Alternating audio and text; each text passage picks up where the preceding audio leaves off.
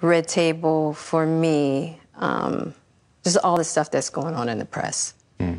I felt like it was important to come to the table to really clear the air. Somebody made a statement for me that wasn't a statement I made that went cray-cray. And one of the reasons why I wanted to come to the table is the media, the headlines.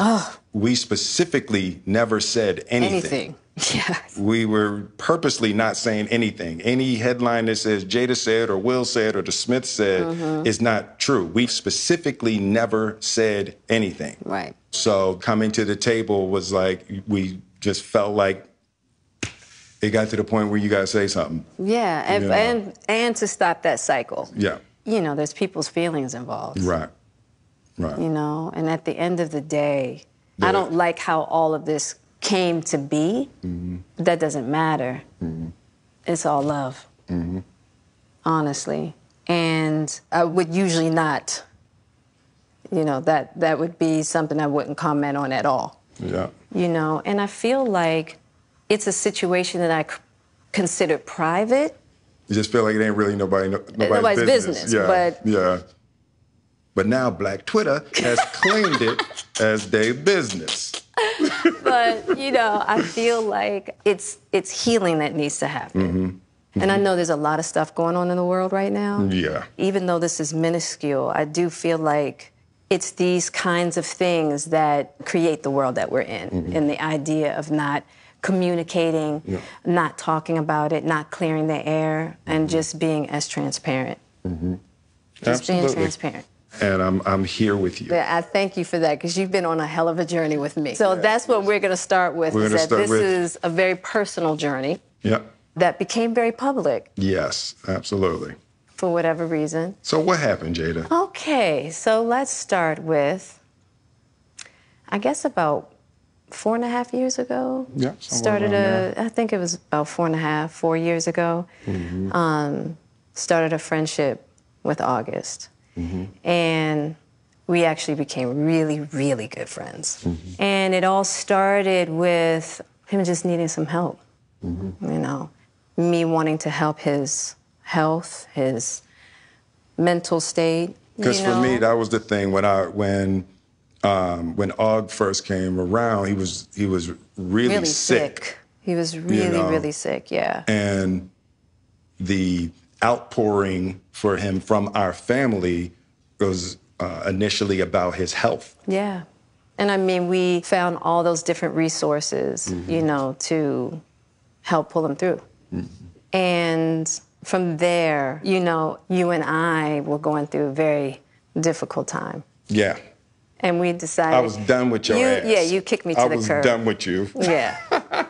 Marriages have that, though. Marriages have that. Yeah, we basically, we broke up. We decided that we were going to separate for a period of time, and you go figure out how to make yourself happy, and I'll figure out how to make myself happy. Well, at that particular point in time, it was indefinite. Yeah, I really felt like we could be over. You know? We were over. And then what did you do, Jada? Well, you know, I think from there, you know, as time went on, I got into a different kind of entanglement with August. And one thing I want to get clear about and clean up, one of the things that was kind of swirling in the press about you giving permission, which is, you know, the only person that can give permission in that particular circumstance is myself. Yes, exactly. Yeah. But what August was probably trying to communicate, because I could actually see how he would perceive it as permission, because we were separated amicably. And I think he also wanted to make it clear that he's not a homewrecker, which he's not. I think, so, I mean, because this is your red table and you like brought yourself to the red table, I think you need to say clearly what happened. As far as what? You and I was very broken. Now, in the process of that relationship, I definitely realized that you can't find happiness outside of yourself. And luckily enough, you and I were also going through a process of healing in a much different manner. I would definitely say we did everything that we could to get away from each other, only to realize that that wasn't possible. So we come to the red table. So I'm in the Jada position right now. So, Okay. you know, you during that time launched into an interaction with August. What do you feel like you were looking for? I just wanted to feel good. It had been so long since I felt good. Right. And it was really a joy to just help heal somebody. Yeah. I think that has a lot to do with my codependency, which is another thing that I had to learn to break in this cycle. Just that idea of needing to fix and being drawn to people that need help, whether it's your health or whether it's your addictions. There's something about that childhood trauma that feels as though it can be fixed through fixing people versus fixing me. Yeah. And I think that that whole process with Aug really showed me that and taught me that. And I'm really grateful for that lesson. I feel like that husband, like I'm with you at the press conference. I'm that husband. Now I got to be with you at the press conference while you like tell the world about your transgressions. Well, Like I love my baby. I'm gonna stand by my baby no matter what. well, you know, I definitely understand why it would look that way or feel that way, but I actually don't look at it as a transgression at all. Through that particular journey, I learned so much about myself and was able to really confront a lot of emotional immaturity, emotional insecurity, and I was really able to do some really deep healing. You know, and as I came through and started to realize certain things about you and I, he decided to break all communication with me, Right. which was totally understandable. Right. And I let that be and hadn't talked to him since. Right. So it is a little weird that all this stuff is coming out now, since this was Because for me, this several- was years ago, right? You know, so the fact that it's coming up now, and I think it could feel weird for people that we're laughing and talking about it, but It happened it's, so long ago. You know, and our experiences of working through it, fighting through it, talking through it, therapizing Right. through it, I think that the why now is weird. Yeah. When I say it's been a huge healing on my life and just what I had to confront and discover, Yeah. you know, about myself, the ugly truths and the beauty. So it was something that I felt like wasn't really ready to be discussed because there hadn't been that healing, because he hasn't wanted to, you know, Aug and I haven't talked in so long.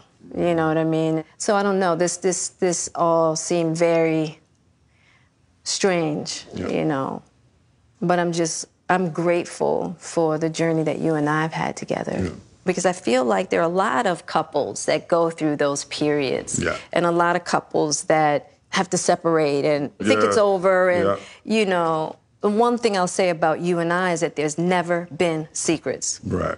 We came together young, and we were both broken in our own ways, and to be able to make mistakes without the fear of losing your family is so critical. Yeah. It's the idea of any relationship and trying to get to deeper understanding of love is going to be forged in fire. Yeah.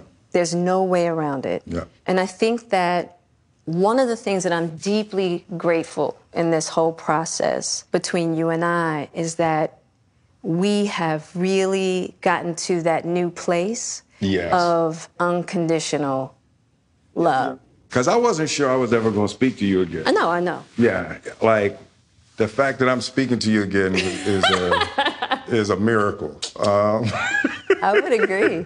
No, but it ain't for the weak at heart. There's just certain things that you have to go through, and it's like... And I wish, you know, I wish that wasn't the case. I do. I wish that wasn't the case. I sure wish it could be all magic and miracles. Yeah. You got to go through some to get the answers. Mm-hmm. You know, and I'm just happy because I definitely believe that you and we never, ever, ever thought that we would make it back. Yeah, there's a real power in just knowing somebody's riding with you no matter what. Yeah. And you really can't know that until you go through some stuff, you know. I don't want to go through this no more. Yeah, no, I don't either. Yeah. I'm going to get you back first, and then... You're going to get me back. I think you got me back. I think we're good on that, okay? Okay, that's probably true. That's true. But, and I don't think it's about getting anybody back. No, for me it is. Okay. I'll give you that petty if that's what you want. But, you know, I will definitely say it's just part of it. Yeah. You know, if you expect to be with somebody for a lifetime. 25 years and counting. We ride together. We die together. Bad marriage for life.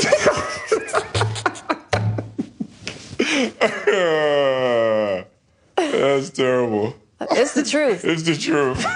But yeah, it's just part of the journey. I told you the first year we were married. What'd you tell me? That I can love you through anything.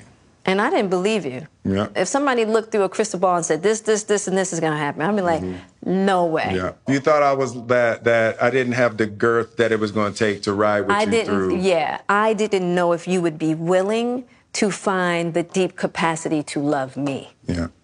How am I doing?